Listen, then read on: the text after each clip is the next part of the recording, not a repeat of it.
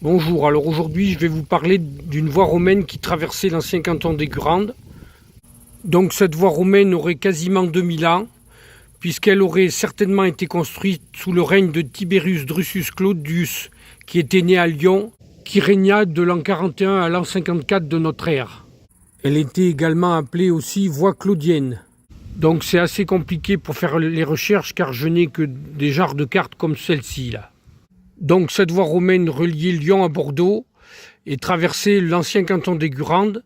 Et c'est sur cette partie que je vais faire les recherches. Louis XV, à partir de 1715, fait construire des routes royales pour remplacer ces voies romaines. Donc cette route en faisait certainement partie.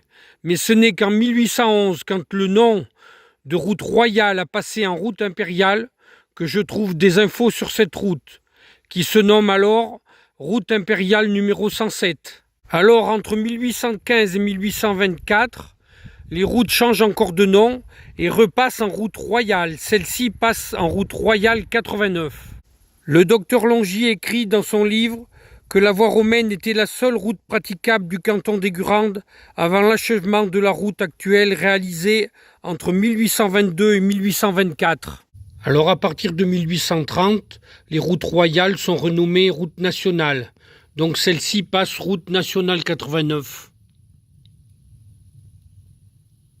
Alors à partir du 1er janvier 2006, la RN 89 est déclassée en D 1089. Du moins du côté Corrèze pour la partie dont je vais parler. Alors l'ancienne RN 89 a été secondée depuis le 3 mars 2000 par l'autoroute A89, du moins pour le tronçon qui traverse le canton des Gurandes. Alors à la sortie d'autoroute A89 d'Aix, il y a une borne qui a été érigée en l'an 2000 pour rendre hommage bien sûr à Jacques Chirac qui a inauguré ce tronçon, mais aussi pour rendre hommage aux Romains, car elle suit toujours le même axe qu'il y a 2000 ans, et aussi parce que les Romains avaient l'habitude de planter des bornes un peu importantes le long de leur voie. Donc voilà, maintenant que l'historique de cet axe a été fait, nous allons revenir 2000 ans en arrière. Donc je commence cette vidéo ici dans les gorges du Chavanon, puisque c'est par ici que la voie romaine pénétrait dans le département de la Corrèze, dans l'ancien canton des Gurandes et dans la commune de Fay, en traversant le Chavanon qui fait la limite entre les deux départements. Donc je pense qu'elle passait à peu près par ici, puisqu'on a le Chavanon qui est très large à cet endroit et peu profond. Et d'autant plus qu'en face, du côté Auvergne, on a une échancrure dans la pente qui descend jusque là. Donc à 50 mètres près, je pense que c'est par ici qu'elle traversait. À cette époque, il n'y avait pas de pont ou peu. Donc souvent, ils choisissaient un endroit qui n'est pas profond pour traverser à gué. Et souvent, pendant les périodes de crue, ils ne pouvaient même pas franchir. Ils ont choisi aussi un endroit où les gorges du Chavanon sont très évasées et elles montent pas trop, quoi. C'est pas à pic. Aujourd'hui, on choisirait plutôt un endroit qui est beaucoup plus resserré pour faire un pont en hauteur. Alors ensuite, je pense qu'elle remonterait à peu près par ici, à quelques mètres du Chavanon. Là, on retrouve une bosse dans le pré qui se dirige vers la haie, et ensuite je pense qu'elle suivait grosso modo la haie là, en montant. Ensuite un peu plus haut, toujours dans le même pré, donc je pense qu'elle passe dans le creux là. On voit une bosse de chaque côté. Donc ici dans les gorges du Chavanon, en dessous du village de Verrières, j'ai un panneau explicatif donc qui explique très bien que les ingénieurs romains n'hésitaient pas à décaisser les versants des vallées pour casser la pente, quoi, pour que la route monte moins. Et je vais vous montrer plus tard que effectivement, ils n'hésitaient pas, ils faisaient des sacrées tranchées, hein. Et pourtant, ils avaient que la pelle et la pioche. Alors à la sortie du pré en remontant, le chemin actuel suit la voie romaine là sur une cinquantaine de mètres. Donc c'est ici qu'on commence à voir le travail de terrassement et de décaissement des buttes pour atténuer la pente, pour que la voie romaine monte moins. Donc voilà ce que ça donne un peu plus haut. Là on voit bien les chancrures qu'ils ont fait dans la pente pour casser la pente et qu'elle descende en douceur. Donc du coup, Sur la descente versant côté Corrèze, il n'y a que 3 courbes pour descendre jusqu'au Chavanon. Et des courbes pas très prononcées. Par rapport à la route actuelle où il y a je ne sais pas combien de virages dans les rochers. Donc ici on commence à arriver sur le plateau, fini les gorges du Chavanon, donc un nouveau panneau explicatif qui explique un peu la conception de la voie romaine. Donc ici fini les pentes raides du Chavanon avec les tranchées de décaissement. Maintenant on arrive sur le plateau avec une voie romaine qui est surélevée pour qu'elle soit hors d'eau. Donc une butte, là qu'on voit très bien à cet endroit, avec un fossé profond de chaque côté. Alors là, en direction de Verrières, on la voit très très bien. Elle semble faire une petite courbe vers la gauche. Et alors j'ai remarqué qu'un peu tout du long de la voie romaine, on retrouve des arbres énormes. Comme là, il y en a un qui est tombé, qui était vraiment énorme. Voilà un peu le diamètre de l'arbre. Alors en même temps qu'on va voir sur le terrain, je vais mettre de temps en temps une petite carte LIDAR qui m'a été fournie par un collègue. Donc cette carte, on peut aussi la retrouver sur Géoportail. Donc c'est une carte relief, mais à nu, sans les arbres, sans rien. Alors à la fin de la vidéo, je mettrai aussi une carte IGN où j'ai redessiné le tracé par rapport au point GPS que j'ai pris tout du long. Donc on commence ici au Chavanon qu'on voit ici. Donc la voie romaine arrivée du Puy-de-Dôme là dans cette grosse échancrure devait traverser par ici le Chavanon. Puis ensuite on voit une espèce de bosse, on suppose que c'est elle qui remontait là. Et ensuite elle passait ici. Donc là en cavée, ici. Après là c'est elle qui recoupe le chemin actuel. Puis là elle arrive à un ruisseau. Donc là c'est le chemin actuel qui a refait une autre cavée à côté là, ici. Alors en se rapprochant de Verrières de Fay là, dans ce bois qui est bien propre, là elle se marque très très bien.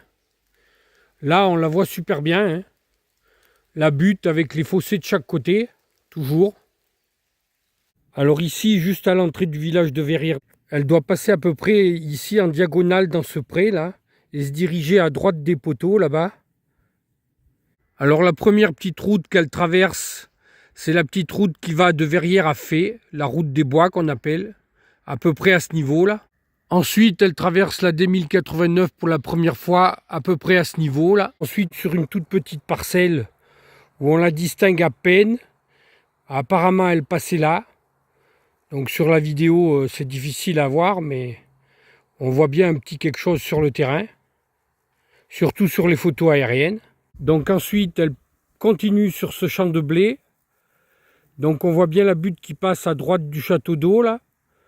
D'ailleurs, le blé n'a pas la même couleur tout le long de cette butte. Alors c'est le problème sur les zones cultivées. Du coup, elle s'efface petit à petit. D'où l'urgence de sauvegarder ce qui peut être sauvegardé.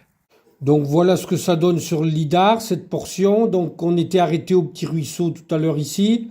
Donc là on la voit très bien. Donc elle franchit un autre petit ruisseau, encore un autre. Puis elle arrive ici vers l'entrée de Verrières. Elle coupe un chemin actuel là. Puis elle passe là. Elle coupe la petite route qui va sur Fay, qu'on appelle la route des bois. Puis ensuite elle coupe la D1089. Puis la route de Chauvet. Ensuite, elle passe à côté du château d'eau de Monestier-Merline et elle continue. Ensuite, sortie du champ de blé, là, je pense que elle passe ici, là, dans ce bois. On voit une zone bien plate, là, et assez large. Alors ici, je ne sais pas trop où elle passait, parce qu'il y a un creux ici, ensuite une bosse, un autre creux de l'autre côté avec un chemin actuel. Donc, est-ce qu'elle passait sur la bosse ou dans ce creux là pour casser la pente? Mais bon, je pense qu'elle devait passer à peu près par ici. Donc là, juste avant un petit ruisseau, elle faisait une courbe sur la gauche. Difficile à dire si elle passait exactement ici ou pas. Elle se marque très peu, on dirait bien qu'il y a une petite bosse. Il y a le chemin actuel qui est là juste à côté. Je sais pas trop, mais enfin, elle passait dans le coin. Alors elle devait traverser ce petit ruisseau à peu près à cet endroit-là. Alors, est-ce le pont romain ou est-ce plus récent? Aucune idée. On voit qu'il y a quand même des pierres aussi qui se sont écroulées là. Alors ensuite, elle devait passer à peu près dans cette zone. J'ai vu avec le monsieur de la ferme là-haut, qui m'a dit que c'était à peu près par ici qu'elle devait passer. Parce que là, on la devine vraiment très peu, hein, voire pas du tout. Alors ici, on retrouve bien un semblant de bosse avec des cailloux. Ça pourrait bien être par ici. Alors ensuite, on la retrouve ici. Là, on voit bien que pour diminuer la côte, là, ils ont encore creusé. Donc, et le monsieur m'a même parlé que ça s'appelait le chemin des diligences, là. Donc, la carte lidar suivante. Donc, on était arrêté ici vers le château d'eau de Monestier-Merline.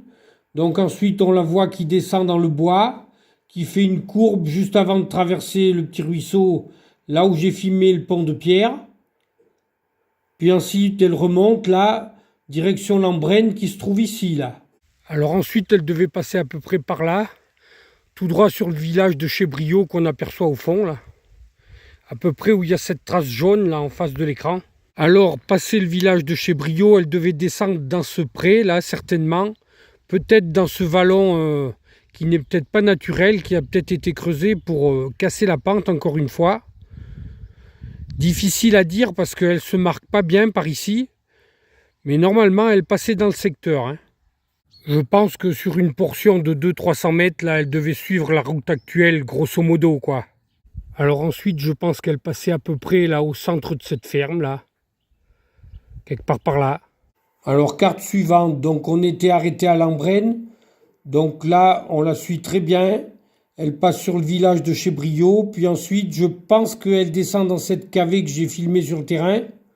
Puis de là, jusqu'ici, on la perd. Donc je suppose qu'elle passait grosso modo où la D1089 passe, traverser le petit ruisseau par là, puis traverser cette ferme pour arriver ici où on la retrouve. Alors ensuite sur la route de Chassainvar, sur la commune des Grandes, on la retrouve bien la bosse là, après une zone quand même assez floue. Alors ensuite on la retrouve ici, là dans un petit pré triangulaire entre les routes. Donc là, elle suit en fait la limite entre Aigurande et Monestier-Merline à cet endroit-là. Donc ensuite, elle se dirige ici, elle passe entre la Pouge et le Vieux Chêne, là, en direction du village de vacances. Alors ensuite, elle passe par ici, elle traverse le village de vacances, direction le plan d'eau d'Aigurande-Merline. Donc ici, elle traverse le village de vacances de l'Abeille, où on la voit magnifiquement bien, puisque c'est super bien tondu tout le temps. Ça fait une belle butte là. Alors carte suivante, on était arrêté là vers Chassainvar où on la perdait. Donc là ensuite on la retrouve qui traverse la route de Chassainvar. Puis elle traverse l'ancienne voie ferrée qui allait au chantier du barrage du Chavanon. L'autre voie ferrée qui va Merline-Molusson. Puis ensuite une route qui va sur Aigurande. Ensuite elle traverse une autre route qui va sur Aigurande. Elle passe entre la Triome et les deux stades. Puis ensuite, elle se dirige sur le village de vacances. Elle traverse le village de vacances. Puis devait descendre dans le plan d'eau à peu près à ce niveau-là. Aujourd'hui, il y a le plan d'eau, mais à l'époque, il n'était pas là. Alors c'est à peu près par ici qu'elle traversait, dans le plan d'eau, là. Alors à l'époque, il n'y avait pas de plan d'eau. Alors c'est ici qu'elle pénètre dans la commune d'Aigurande. Donc quand ils ont fait le plan d'eau, le terrassement du plan d'eau, ils avaient retrouvé un ancien village là. Ensuite, elle passait peut-être à peu près par ici, mais bon, ça a été un peu bouleversé avec le stade et tout là. C'est un peu difficile à dire. Alors ensuite, elle devait monter dans ce bois là, à peu près où il y a ce chemin actuel là. Ensuite, elle devait passer à peu près par là. On dirait que ça fait la butte avec un fossé d'un côté et de l'autre côté. Il y a le chemin actuel, mais je pense plutôt qu'elle passait là, sur cette butte, ça doit être elle, je suppose. Alors ensuite, je pense qu'elle se dirige droit sur cette haie qu'on voit au centre, là. On voit grand chose sur la vidéo, mais sur les photos aériennes, on arrive à la deviner, là. Alors ensuite, là, vers le village d'Espagne, elle doit se diriger là, dans ce pré, vers le sapin qui est cassé, là-bas. On voit toute une bande sèche au milieu de la prairie. Ça doit être elle qui passe là. C'est pour ça que c'est intéressant de regarder les photos aériennes sur des années de sécheresse. Alors carte lidar suivante, donc on était au niveau du plan d'eau, donc elle devait traverser quelque part dans le plan d'eau par ici. Ensuite on la retrouve ici qui traverse la route qui va de Merline à Aigurande. Elle longeait le stade.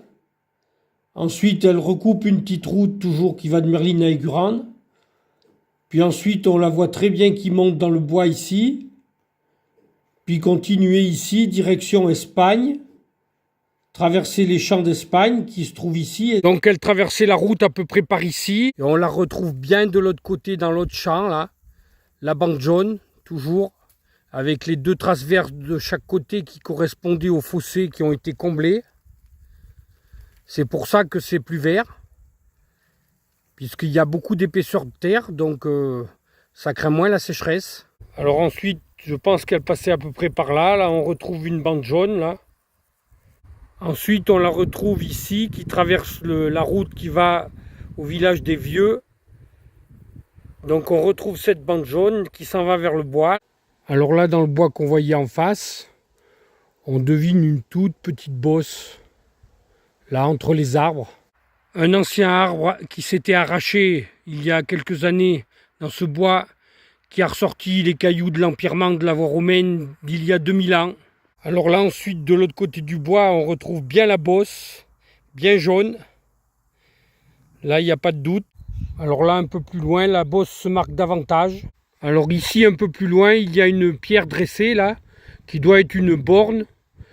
Alors, borne romaine ou pas romaine, je ne sais pas. En tout cas, elle est juste à côté de la voie romaine. Alors ensuite, passer cette borne, là, on la devine toujours, une trace jaune, direction le poteau électrique et le pin sylvestre. Alors là, arrivé au pin sylvestre, je pense qu'il est en plein dessus, puisqu'on voit derrière lui que la bande jaune continue. Alors ensuite, dans le pré suivant, on la retrouve très bien, là, avec une bande plus jaune. Alors là, elle traverse la route qui va à la Dreuil, on la retrouve de l'autre côté. Donc une cavité et une bosse, je ne sais pas trop, je pencherais plus pour la cavité parce qu'il y a une petite montée. Alors ensuite, là, j'arrive dans une zone où c'est très très compliqué à la voir sur le terrain. Je ne suis pas sûr de moi du tout. On va essayer de faire quelque chose, mais bon, sous toute réserve. Hein. Donc là, on s'approche du Puy des Justices et de la frontière avec Aix. Alors, carte suivante. Donc on était vers Espagne. Donc là, elle coupe la route d'Espagne, la D22. Puis elle continue dans les champs, elle coupe la route du village des Vieux, elle continue dans les parcelles, puis là elle coupe la route de la Dreuil, et vers ici on arrive vers le Puy des Justices et vers la commune d'Aix. Alors les photos aériennes m'amèneraient à peu près par ici apparemment, mais c'est pas flagrant. Et on voit bien une bosse sur le terrain qui se dirige droit sur la maison de la brocante qu'il y a là-bas à Chalon-Haut. Et du coup je me suis arrêté voir le gars de la brocante. Et il a l'air de confirmer que ça passe en plein sous sa maison. Alors ensuite, entre Chalon et Chalon-Haut, elle aurait traversé ou suivi un tout petit peu la route actuelle, à peu près par ici, là. Alors ensuite, de l'autre côté de la route, elle passerait peut-être à peu près par ici, mais c'est très compliqué puisque c'est un champ travaillé et du coup, ça efface les traces. On voit bien quelques cailloux au sol. Alors, carte suivante, on était arrêté à la route de la Dreuil vers le Puy des Justices qui est ici. Donc on la voit toujours très bien jusqu'ici. Et après, c'est là que ça se complique et qu'on la perd. On arrive en haut de Chalon là. Donc là, c'est la brocante. Donc ensuite, on la retrouverait un peu ici là. Sauf que donc de là jusque là, je ne sais pas trop où elle passait. Hein. Le gars de la brocante donc me disait qu'elle passait en plein sur sa maison, mais ça ferait l'impression qu'elle passait plutôt derrière, par ici, pour après traverser la D1089 par ici peut-être, et descendre là. Ou sinon elle passait sur sa maison et elle suivait la D1089 un petit moment. Et ça, très difficile à dire. Hein. Alors ensuite, la descente vers le moulin de Chalon, puisqu'apparemment elle passait très près du moulin de Chalon, passerait peut-être par ici, difficile à dire. Je suis à l'autre bout de cette parcelle là, Donc ça fait bien une bande qui va jusqu'à l'angle là-bas avec des cailloux un peu tout du long. Mais bon, c'est très compliqué là. Alors c'est d'autant plus compliqué qu'une fois qu'on arrive dans le bois, il y a des trous de partout. C'est des anciennes carrières parce qu'il y a du rocher en dessous. Donc vu que tout a été remué, là, il n'y a plus de traces de rien du tout. Alors une autre possibilité pour la descente vers le moulin, ça pourrait être par ici. Du moins ce tracé, on le retrouve sur le cadastre de Napoléon. Mais ça ne veut pas dire que la voie romaine passait là-dessus. Alors ensuite, c'est très flou. Elle traversait peut-être le ruisseau de la Barricade à peu près par ici, puisqu'on a beaucoup de cailloux. On a même 2 grosses pierres qui pourraient faire penser à une traversée à pied. Mais elle pourrait traverser aussi un peu plus bas. On va aller voir. Alors là, je suis un peu plus bas au moulin de Châlons. Il y a bien une espèce de vieux pont. Le moulin est derrière moi. Alors ce vieux pont faisait aussi en même temps digue pour arrêter l'eau de la Barricade pour faire tourner le moulin. Mais je ne sais pas du tout si tout ça date des Romains ou pas. Hein. Là, c'est très compliqué. Donc me voilà sur ce vieux pont. Bon, aujourd'hui, la Barricade est complètement à sec avec cette forte sécheresse. Alors une autre possibilité pour traverser la Barricade. Tout à l'heure, j'étais sur ce pont là qu'on voit là-bas. Et le moulin est ici. Il devait y avoir un pont ici, là. Certainement en bois. On voit un pilier là. Puis un autre ici. Et un autre encore ici. Donc il y a quand même plus d'eau dans la Barricade aujourd'hui que le premier coup que je suis passé. Hein. Alors ensuite, quand on a sauté la Barricade, le problème c'est que pour accéder à Châlons, il y a une grosse butte là, juste au pied du village, qui monte vraiment raide. Donc il y a plusieurs possibilités. Soit elle passait là-bas, comme l'ancienne route qui est sur le cadastre de Napoléon, mais qui est quand même sur une zone vachement humide. Soit elle passait ici, on dirait que ça fait un peu une bosse là, et elle sortirait presque dans Châlons, mais malgré tout je trouve que ça monte raide et puis il n'y a pas de traces. Soit elle aurait passé plutôt sur la gauche là, où le pré n'est pas humide du tout, là il y a une zone vraiment saine, et après elle serait montée dans le bois là-bas où ça monte moins. On va regarder tout ça. Quand on se trouve ici, de l'autre côté de la Barricade, on voit une espèce d'échancrure qui monte avec une largeur à peu près comme ils avaient l'habitude de faire. Ça monte tout droit sur le fond de Châlons, là. Alors cette échancrure me paraît quand même grimper pas mal, hein. Je ne sais pas combien de pourcents, c'est difficile à dire. Donc si je ne me trompe pas, on arrivait à l'entrée de Châlons à peu près par ici. Derrière moi, l'échancrure qui monte. Alors là, quand on est à cette échancrure qui monte, il y a encore une autre possibilité. Sur le côté, là, un autre chemin qui s'en va et qui rejoint cette échancrure là-haut à la pointe. Donc cette possibilité monte beaucoup moins. Sauf qu'on a un chemin qui est moins large qu'on a l'habitude de voir pour la voie romaine. Et surtout, il est taillé dans le rocher. Donc je ne suis pas sûr que ce soit les Romains qui aient fait ce chemin. Il est peut-être plus récent. Là, c'est très compliqué vers Châlons à dire quoi que ce soit. Alors ici, de l'autre côté de Châlons, tout à fait à l'opposé, je trouve bien une butte là, qui correspond du moins à une route qui apparaît sur les plans de Napoléon. Mais est-ce qu'elle suivait le tracé de la voie romaine? Je ne le sais pas du tout. Ce qui me gêne dans ce tracé, c'est qu'il passerait dans une zone très humide. Et les Romains construisaient leur route le plus possible sur du dur et du sec. Alors la troisième solution pour arriver à Châlons serait peut-être à peu près par ici, sous toute réserve, je ne sais pas. C'est peut-être cet endroit qui correspondrait le mieux avec les cartes qu'on trouve aujourd'hui, mais c'est très compliqué à dire. D'autant plus que dans ce petit bout de bois, après, on n'a pas vraiment de traces. Ça ne pouvait pas passer là parce que c'est quand même humide. Ça aurait plutôt passé par ici. Alors là, il y a une espèce de fossé. Donc peut-être elle aurait passé juste au-dessus du fossé, là. Alors une personne m'a prêté un livre sur les voies romaines qui a été écrite par le même monsieur là qui était sur la carte que j'ai montrée au début là sur le panneau. Donc c'est exactement la même carte sauf qu'elle est sur un livre. Donc on voit bien Châlons mais Très difficile à vraiment localiser l'endroit où ça passe.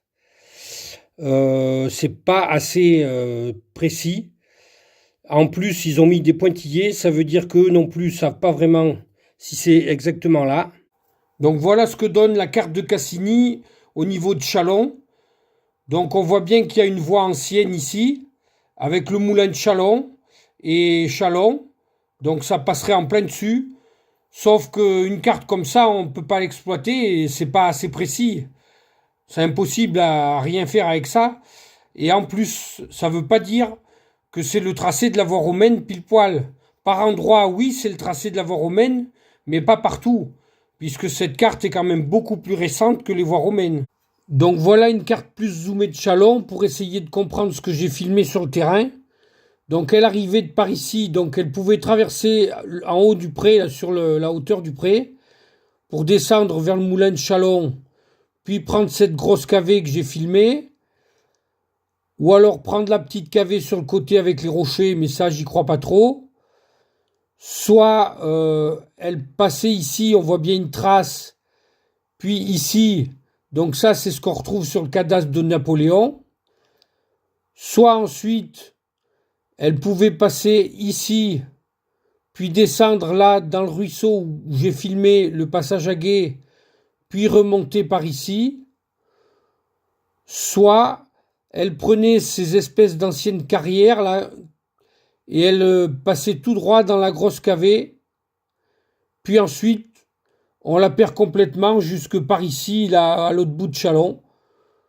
Donc elle pouvait passer sur la route actuelle qui est là, sur cette route-là, ça dépend de quel côté elle venait, enfin, c'est très compliqué là. Alors ensuite, elle devait quitter Châlons à peu près par ici, alors suivre peut-être un tout petit peu la route et la traverser quelque part par ici, d'après les cartes qu'on a. Ensuite, elle devait peut-être passer dans ce pré.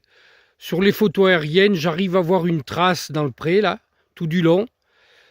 Maintenant, sur le terrain, on voit rien, puisque l'herbe a repoussé, il a plu. Alors ensuite, vers le pont Fargé, elle aurait peut-être traversé à peu près par ici, là, pour aller dans le bois en face, d'après les cartes qu'on trouve.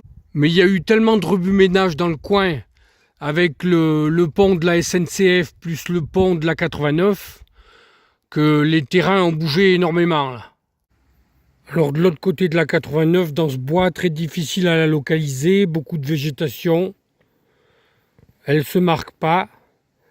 Je penserais qu'elle serait par là, juste à côté du chemin actuel qui se trouve ici, là. Donc le chemin emprunte peut-être un des fossés. Ça arrivait souvent là qu'ils mettaient les chemins sur un des fossés de la voie romaine. Alors elle aurait peut-être franchi le ruisseau du Dognon à peu près par ici. Ça a l'air quand même assez stable, assez dur le fond, avec des cailloux. Alors ensuite, je pense qu'elle passait à peu près ici. On retrouve un fossé. On ne retrouve pas le deuxième parce qu'il y a un chemin là qui arrive jusqu'ici, plus moderne.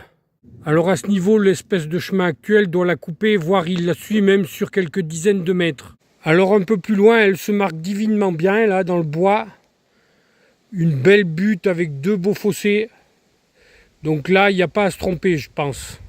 Alors ici, elle se marque un peu moins, elle semble faire une petite courbe vers la gauche. Mais bon, je suis quand même où il faut, puisque derrière moi, il y a un panneau explicatif, là. Alors ici, on retrouve le chemin actuel, qui la coupe encore une fois, là. Elle devait traverser par là, à peu près. Puis ensuite, il y a la route derrière. Alors ensuite, elle traversait la petite route qui va au village de Laval, à peu près par ici, à quelques mètres près. Donc, carte relief suivante. On était arrêté vers Châlons. Donc la fin de Châlons se trouve par ici. Donc ensuite on arrive à la deviner un tout petit peu par là. Après on la perd. Elle devait traverser à peu près par ici. Là, ça c'est la voie ferrée, hein. Et là c'est la D1089.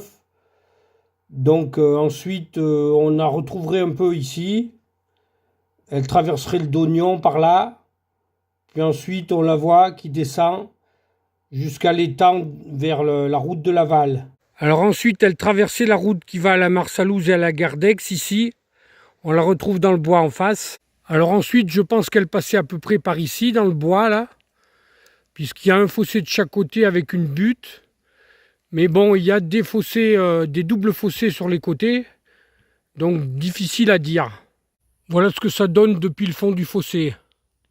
Alors un peu plus haut, elle perd les doubles fossés, on n'a plus que des simples fossés. Donc je pense que c'est bien là, elle a l'air de faire une courbe légèrement vers la gauche. Alors ensuite, elle fonce droit dans ce champ où on voit très bien la bosse, direction la Marsalouse. Carte relief suivante, on était arrêté vers le petit étang de la route de Laval, là. Donc ensuite, elle traversait la départementale. Puis là, elle montait dans le bois, on la devine très bien, là, elle traverse le champ ensuite, et elle arrive vers la gare d'Aix-la-Marsalouse, là. Et là, après, on la perd un peu. Alors ensuite, elle traversait la petite route qui va à la gare d'Aix, peut-être à peu près par ici, là. Alors ensuite, elle devait suivre plus ou moins la route actuelle qui traverse la Marsalouse et quitter la route à peu près par ici pour s'enfiler dans le bois ici, là. Difficile à dire, il n'y a pas bien de traces. Alors ensuite, de l'autre côté de la Marsalouse, elle serait peut-être montée par ici, mais c'est très difficile à dire, hein. Alors un peu plus haut, il me semble la retrouver en cavée, là, puisque ça monte. Ensuite, elle devait traverser la petite route qui va à l'Arfeuil à peu près par ici, là. Alors ensuite, elle aurait traversé la D27 qui va à Aix, à peu près par ici, puis continuer en face, là. Alors ensuite, elle semble suivre un petit chemin cadastré qui a l'air de passer dans un des deux fossés. Elle serait ici, avec l'autre fossé ici. Alors je comprends pas pourquoi la plupart des chemins qui suivent la voie romaine passent dans le fossé de la voie romaine. C'est pas logique du tout. Les Romains avaient fait une butte, c'était pour être hors d'eau, avec des fossés de chaque côté. Et nous, on passe dans le fossé là où l'eau ruisselle, et ça fait de la boue et de la gadoue et des ornières. Alors plus haut, en montant dans le bois, je pense qu'elle passait par ici. On a un fossé sur le côté, la butte, et l'autre fossé où il y a toujours le chemin actuel. Donc carte relief suivante. Elle arrive en haut dans l'angle, là, on la devine un tout petit peu à l'entrée de la gare d'Aix-la-Marsalouse. Donc ensuite, on la perd un peu. Donc dans ce champ-là qui a été labouré cet automne, j'ai constaté qu'il y avait quand même un alignement de cailloux, donc je pense qu'elle passait à peu près là. Ensuite, on la perd complètement, elle devait passer à peu près par ici. Et là, vers l'Arfeuil, c'est tout remué. C'est des anciennes carrières, donc ça a pas mal été remué. Mais je pense qu'elle passait à peu près par ici, là. Et là, elle monte en cavée comme je l'ai filmé sur le terrain. Donc l'Arfeuil est par ici, là. L'Arfeuil haut. Et du coup, après, là, on la retrouve très bien. Et là, c'est elle, c'est sûr et certain, par contre. Donc je crois que sur le livre, il la ferait plus passer par ici, là. Mais moi, je pense pas. Parce que là, cette cavée, c'est bien la voie romaine, là. Alors du coup, vous pouvez constater des fois peut-être des petites disparités entre ce que j'ai fait sur le terrain et ce que je fais sur cette carte.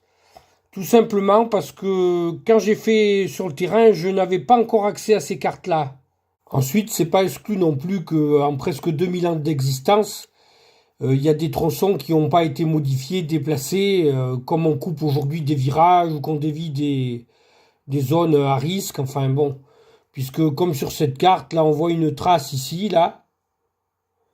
On ne sait pas ce que c'est cette trace, hein. Ensuite, on la retrouve entre deux champs, sous cette rangée de végétation. Donc on ne voit pas la bosse comme ça sur la vidéo. Mais il y a une belle bosse par endroits jusqu'à 1 mètre de haut, même un peu plus. Alors là, elle traverse une petite route communale qui va à Aix, pas loin du lieu-dit La Jarige. Donc là, il n'y a pas à se tromper par contre, puisqu'on retrouve le panneau. Et elle s'en va dans le bois en face, là. Et là, pour une fois, le chemin passe dessus. Alors du coup, on roule peut-être sur des cailloux qui ont été mis là il y a 2000 ans.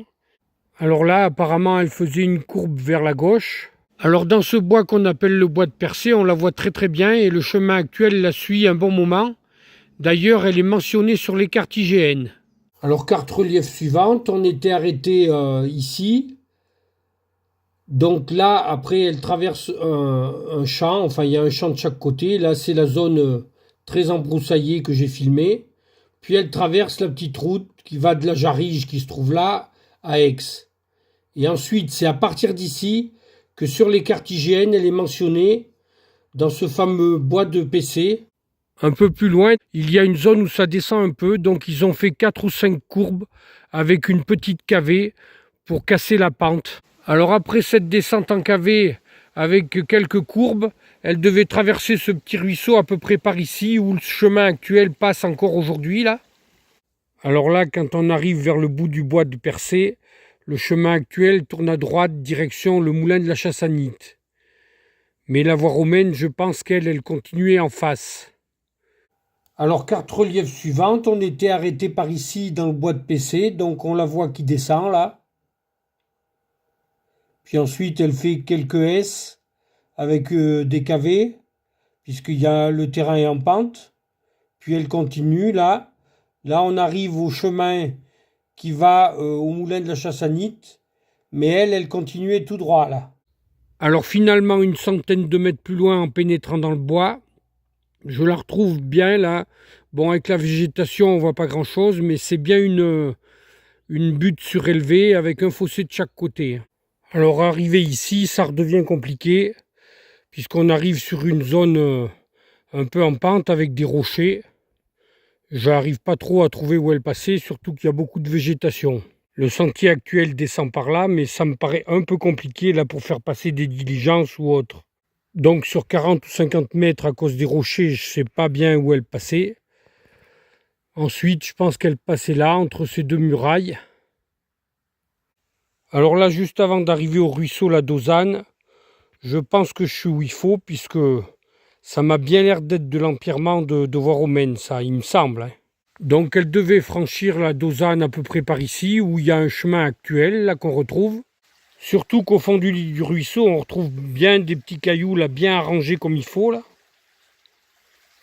Donc à partir de là, elle semble quitter le chemin actuel et partir là sur la droite. Alors ensuite, on la retrouve là magnifiquement bien dans le bois, avec des fossés énormes. Je dirais qu'ils font 2 mètres, 2 mètres 50 de profond, et encore ils sont peut-être comblés depuis 2000 ans. Là, elle se voit vraiment, vraiment bien. Un peu plus loin, on retrouve un petit chemin actuel, là, qui la suit pendant un bon moment. Alors là, elle fait une légère courbe vers la gauche. Alors à partir d'ici, le chemin dévie sur la droite pour emprunter le fossé droit de la voie romaine. Alors là, j'ai toujours une superbe butte magnifique, avec le chemin actuel qui passe dans le fossé. Alors à cet endroit, elle est coupée par un autre chemin actuel, là. Elle arrive ici, là, la butte qu'on voit. Alors un peu plus loin, elle est recoupée encore par un autre chemin, là. Elle arrive ici, là. Alors ensuite, il y a un pré. Et là, je la vois pas trop, là. Je pense qu'elle allait là-bas sur l'arbre qu'on voit au centre, le gros arbre. Donc oui, effectivement, depuis ce côté du pré, là, j'arrive à voir une trace. Je sais pas si vous la voyez sur la vidéo, là, mais en plein au centre. Donc ça a été effacé parce que le terrain a été cultivé. Mais derrière moi, il y a encore une belle bosse, là, qui continue direction du bois. Alors dans le bois suivant, je la retrouve là, ici, je pense que c'est elle, hein, ça fait une butte avec un fossé de chaque côté. Ça se marque pas énorme, mais ça doit être ça. Coupé par un petit chemin actuel, là. Direction la Prade. Donc je suis passé de l'autre côté du village de la Prade.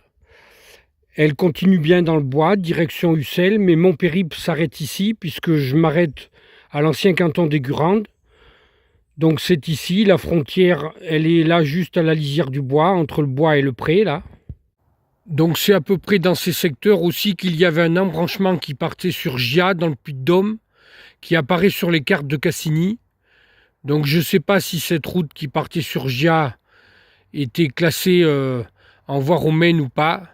Alors carte relief suivante, on était arrêté à peu près ici, à l'embranchement du moulin de la Chassanite. Donc elle continue tout droit, puis elle tourne là, dans cette zone où il y a des rochers, puis elle traverse la Dosane, et ensuite elle file tout droit jusqu'à la Prade. Donc comme j'avais dit dans la vidéo, à la fin je vous mets une carte IGN avec le tracé que j'ai reconstitué. Donc c'est le trait en gris foncé. Donc je vais le faire défiler tout à l'heure en zoomant plus sur la carte. Donc j'ai reconstitué ce tracé par rapport aux coordonnées GPS, j'en ai pris pas mal, plus à peu près tout ce que j'ai pu retrouver sur toutes les cartes que j'ai pu trouver. Et j'ai essayé de faire au plus juste. Donc on commence ici aux confins de l'Auvergne et du Limousin, du Puy-de-Dôme et de la Corrèze, au Chavanon là. Donc je vais essayer de vous faire défiler la carte doucement, à mesure que je filme. Donc cette portion qui traversait l'ancien canton d'Aigurande fait à peu près 16 km 83. Donc ici vers chez Briot, cette portion-là, je suis incertain, puisqu'on n'a pas de traces sur le terrain.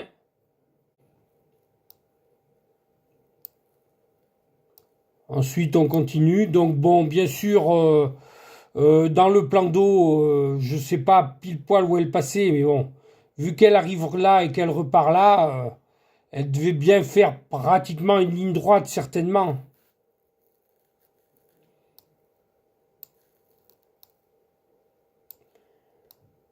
Donc ensuite, là, on arrive sur Châlons. Donc déjà à Châlons-Haut, vers la Brocante, il y aurait deux possibilités là. Et ensuite, à Châlons même, là, c'est le gros bazar, comme j'ai dit dans la vidéo, hein. Je ne sais pas où elle passe exactement, donc j'ai tracé un peu toutes les possibilités. Il peut y en avoir d'autres. Donc pour s'en assurer, il faudrait faire des fouilles, parce que moi j'ai travaillé uniquement en visu, sur le terrain et sur les cartes, donc c'est pas évident du tout, quand il n'y a plus de traces sur le terrain. Donc voilà, on continue. Donc ensuite, là on arrive à la Marsalouse. Pareil, il y a une petite portion de là jusqu'ici qui serait un peu douteuse.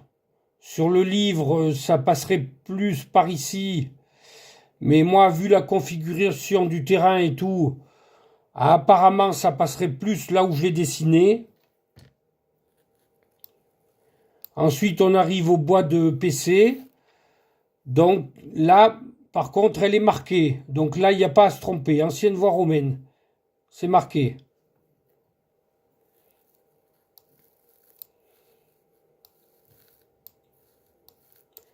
Et ensuite, on arrive au bout de notre périple, vers la Prade, là, au Pointillé et le Trévert, là, qui est la limite avec la commune d'Ussel. Donc, elle continuait pratiquement en ligne droite sur Saint-Désairy, puis après Ussel. Alors, je vais vous la faire repasser avec un zoom encore plus important. Donc, on est toujours dans le sens Lyon-Bordeaux, hein.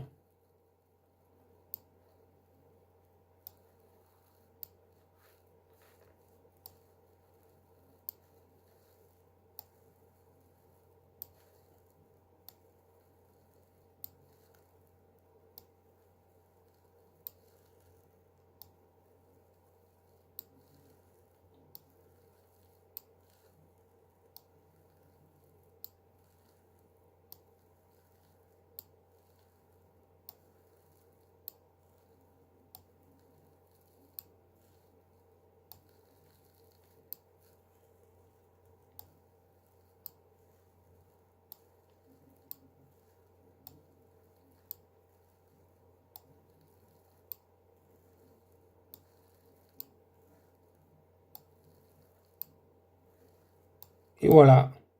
Donc elle doit traverser ce bout de pré et ensuite être recoupée au niveau du virage, là par la route qui va à Ussel. Voilà, merci.